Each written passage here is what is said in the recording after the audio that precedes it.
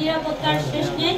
আমি রাজ্য সরকারের কাছে এবং আমার দেশের যারা আইনগত প্রশাসনিক আছে তাদের কাছে আমি চাচ্ছি আমাকে যেন তারা একটা ভালো নিরাপত্তার ব্যবস্থা করে দেয়, কারণ আমি প্রতিনিয়ত এবং পুরাই নিরাপত্তাহীনতা। আমি যেন স্বাভাবিকভাবে আমার প্রতিষ্ঠানগুলো যেরকম ছিল ঠিক ওরকম ভাবে আমি যেমন উদ্যোক্তা হয়েছি, আমার যেন আরো 50টা মেয়ে উদ্যোক্তা হতে সাহস পায়।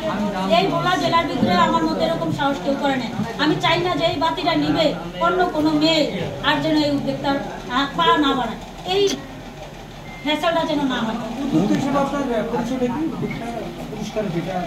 জি, আমি বায়োস্কোপ থেকে পুরস্কার পেয়েছি, সমাজসেবা থেকে পুরস্কার পেয়েছি এবং আপনার নারী উদ্যোক্তা ভোলা জেলায় হিসেবে 4টা পুরস্কার প্রাপ্ত আমি 4 বছরে।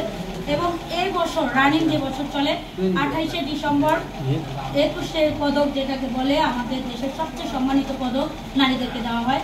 5 জন লোকের ভিতরে 3য় নম্বর সিলেক্টেড হয়েছি আমি।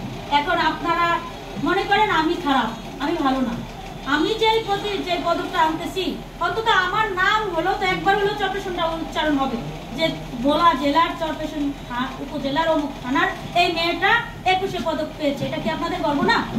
তাহলে আপনাদের যদি আমি এত অ্যালার্জি হয়ে যাই তাহলে তো আর কোনো মেয়ে সাহস করবে না যে কিছু করতে, যে আমরাও কিছু পারি, আমাদের দ্বারাও কিছু সম্ভব।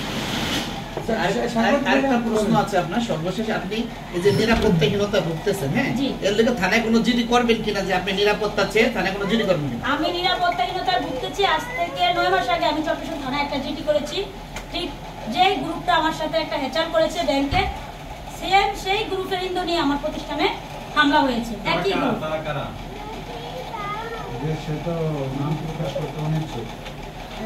গ্রাহকদের কোনো অভিযোগ আছে প্রতিষ্ঠানের বিরুদ্ধে? এখানে আপনার যারা আছেন কিছুদিনের সামনে আছে, আপনার এখন আপনি করবেন কিনা সেটা বলেন। এখন আপনি থানায় কোনো জিডি